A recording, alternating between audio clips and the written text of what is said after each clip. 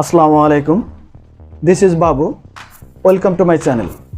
প্রিয় ভিউয়ার্স, এই ভিডিওতে আমি অ্যান্ড্রয়েড ফোনের গুরুত্বপূর্ণ একটা বিষয় নিয়ে কথা বলবো।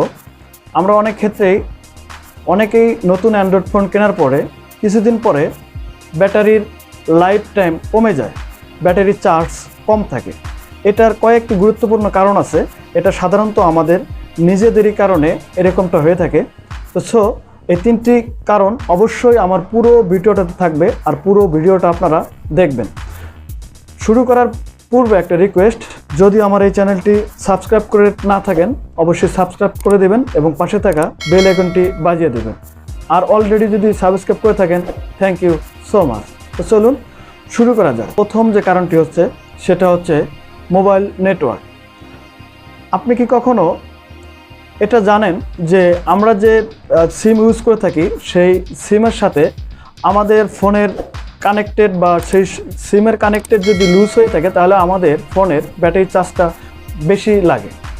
যে আপনি যদি গ্রামে অথবা শহরে যেখানেই থাকেন না কেন, যদি আপনার ফোনের সাথে সিমের কানেক্টেড বা নেটওয়ার্ক কানেক্টেড ভালো না থাকে, নেটওয়ার্ক যদি ফুল না থাকে, নেটওয়ার্ক যদি বারে বারে আসা যাওয়া করে, তাহলে কিন্তু আপনার ফোনের ব্যাটারি চার্জটা বেশি লাগবে। সো আপনি যেখানে থাকেন সেখানে যদি আপনি যে সিমটি ইউজ করেন যদি সেটা পারফেক্টলি নেটওয়ার্ক না থাকে, তাহলে অবশ্যই যে কোম্পানির সিমটা নেটওয়ার্ক পায় অবশ্যই সেই কোম্পানির সিমটা আপনি ইউজ করবেন। এরপরে চলে যাব আমরা দ্বিতীয় নম্বর কারণে। দ্বিতীয় নম্বর কারণটি হচ্ছে চার্জার নিয়ে। আমরা অ্যান্ড্রয়েড ফোন কেনার সময় আমাদের ফোনের সাথে কিন্তু অরিজিনাল একটা চার্জার এবং ডাটা কেবল কোম্পানি দিয়ে থাকে। আমরা করি কি যে অনেক সময় বাসার থেকে যদি কখনো বাইরে চলে যাই তাহলে কিন্তু চার্জার নেই না, কারণ আমরা একটা জিনিস মনে করি যে ফোনের চার্জার যে কোনো চার্জার হলেই আমাদের ফোন দিয়ে আমরা চার্জ দিতে পারবো। আসলেই আপনাদের এই ধারণাটা ভুল। প্রত্যেকটা ফোনের জন্য স্পেশালভাবে কোম্পানি চার্জার এবং কেবল তৈরি করে থাকে। তাই আপনার অ্যান্ড্রয়েড ফোনের জন্য যে চার্জারটা কোম্পানি তৈরি করেছে সেটা এই অ্যান্ড্রয়েড ফোনের সাথে সেট আপ করেই তৈরি করেছে। চাইলেই অন্য একটা চার্জার দিয়ে আপনি ফোন চার্জ দিলে দেখা যাবে যে ফোনের চার্জ হতে সময় নিচ্ছে এবং আপনার ব্যাটারি লাইফটাও কমে যাচ্ছে। তাই আমি আপনাদেরকে সাজেস্ট করব যে যদি কখনো কোথাও যান তাহলে অবশ্যই রিয়েল যে চার্জারটা সেটা সাথে রাখবেন, এবং চার্জার যদি কখনো নষ্ট হয়ে যায় চেষ্টা করবেন অরিজিনাল যে চার্জারটা আসে সেই চার্জারটা ক্রয় করার জন্য। আর যদি সম্ভব না হয় অরিজিনাল চার্জার ক্রয় করার, তাহলে মার্কেট থেকে ভালো মানের একটা চার্জার ক্রয় করে তারপরে আপনারা আপনাদের ফোনটি চার্জ দেবেন।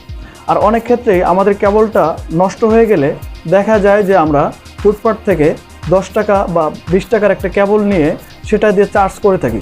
আসলে আমাদের ফোনের চার্জ হওয়ার ক্ষেত্রে বা চার্জ রাখার ক্ষেত্রে কিন্তু এই কেবলের গুরুত্বটাও অনেক। চাইলে আমরা যে কোনো একটা কেবল দিয়ে আমাদের ফোনটা চার্জ করতে পারি না। তাই আপনারা এই জিনিসটাও মাথায় রাখবেন যে কোনো ধরনের কেবল দিয়ে আপনার ফোনটা চার্জ করবেন না। যদি পারেন আপনার কেবলটা যদি নষ্ট হয়ে যায় তাহলে ভালো মানের একটা কেবল ইউজ করবেন। একটা জিনিস আপনি মাথায় রাখবেন যে আপনি যে ফোনটা কিনেছেন সেটা কমপক্ষে 10,000 বা 15,000 টাকা দিয়ে, আর একটা কেবলের দাম সর্বোচ্চ হলে 100 থেকে 150 টাকা। 100-150 টাকার জন্য যদি আপনার 10 থেকে 15,000 টাকার একটা সেট আপনি নষ্ট করেন তাহলে সেটা আপনার ব্যাপার। এরপর আমরা চলে যাব তৃতীয় নম্বর টিপসে। তৃতীয় নম্বর টিপসটি হলো, অনেক ক্ষেত্রে আমরা ফোন চার্জ দেওয়ার পরে ফোনের চার্জ 50% না শেষ হতেই আমরা মনে করি যে আবার ফোনটি চার্জ দেয়।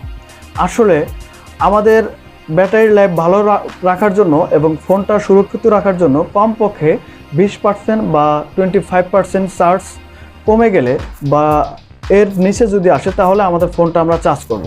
তার আগে যদি বারবার 50% চার্জ বা 40% চার্জ থাকলে বারবার ফোনে আমরা চার্জ করি তাহলে কিন্তু ব্যাটারি লাইফ কমে যাবে এবং আমাদের ব্যাটারিতে চার্জটা কম থাকবে।